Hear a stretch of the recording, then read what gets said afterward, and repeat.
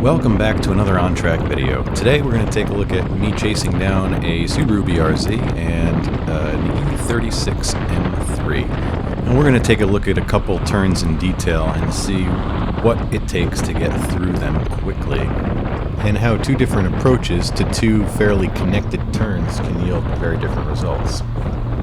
As we come up to the oak tree turns, up ahead you'll see the orange car is the M3, and then right behind him it is the Subaru BRZ. And as we come up to oak tree, we're catching up to some traffic here, which is this Boxster. And it looks like, yeah, he gives me the point by right there, and we're just going to go ahead and take that on the right side and make the long stretch down back straight. This is the one area where I wish my car had considerably more power, as it would be a lot more fun to get through this with significantly more speed. As I've mentioned in other videos, I'm topping out at about 120 there. I could potentially change that with gearing too. But here we've made up a little bit of time on that BRZ, and I think that has a lot to do with braking and how hard and late I get on the brakes compared to him. So coming down through Hogpen, carrying about the same distance between the two of us, and we get onto the front straight, and these two cars are about similar power. They're both putting out about 200 horsepower to the crank, and they, I would guess, weigh probably about the same. I didn't look up the weight of the BRZ. And here you can see he brakes right at the 5 marker, and I'm braking a little after the 5 marker. That's how I end up here gaining a little bit of time on him. And we're getting closer to that M3 as well. We're going to get around turn 1 here. And what I want to point out is the position of the BRZ on track. You can see right here how he's going to go about and connect these as two separate turns. So he goes wide here and then comes in, whereas I'm going to hold a little tighter to the left side of the track as I navigate turns 2 and 3. The idea being to make those one continuous arc. So you can see here he's cutting in from the right side of the track to the left to hit that apex, whereas my path of travel is going to be a little bit closer to the left, and that just means that I have to make sure I leverage track out as much as possible. And you'll see the difference in our two paths. And that allows me to hit this apex and get on the gas early and carry a little more speed through that turn. And that brings us to turns 4 and 5, which him and I are both hitting fairly similarly. There's not a lot of difference here. I've got a Camaro behind me, which as soon as I get through the snake here, I just give him a little point by, let him go, so that I can resume my chase. And so yeah, you can see each of us gives up a little speed to let the Camaro go by. It's just the nature of track days and point bys and how that all works. And here he's on the brakes a little bit more than I am, so we're just kind of keeping pace through turn 10 and now into 11 and 12. And we'll see the Camaro is going to go by that M3 up there, and I get the point by here from the BRZ, so it takes the old e30 a little time to get by, but we make it there.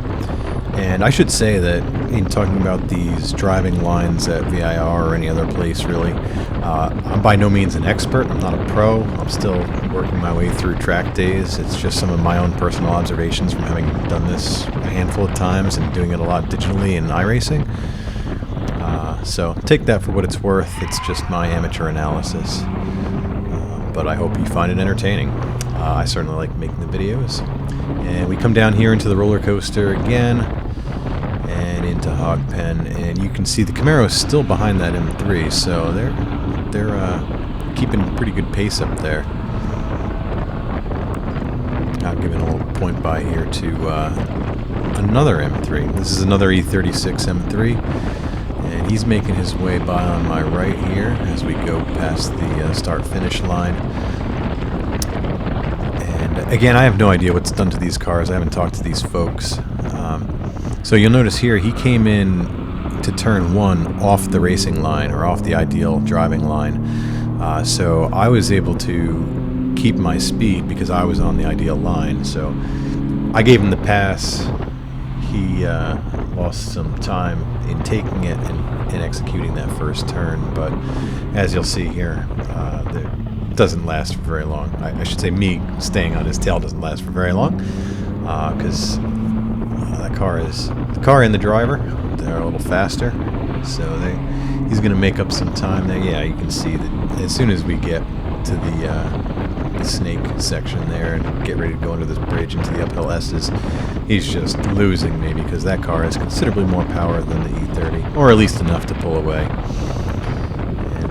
But we're going to keep at it. We're going to keep at it because there is more track session left, and I wanted to catch that orange M3. It seemed like I could do it. Again, I don't know if he was shaking down the car, maybe he was having issues with it, maybe you know, he's just a little uncomfortable in a new car, or maybe he's or she is just trying to get their bearings. Whatever it is.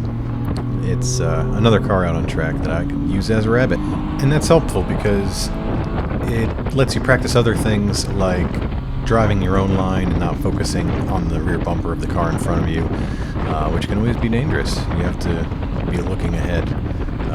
That goes for driving on the roads and on the track. But here we are approaching the end of the back straight, and I got a little deeper into the braking zone, and that allowed me to catch him a little bit here. And into the roller coaster, and I'm right behind him and I'm keeping pace. You can see here he gets on the brakes a little early here, scrubs a little too much speed before entering hog pen, so I'm able to stay right on him.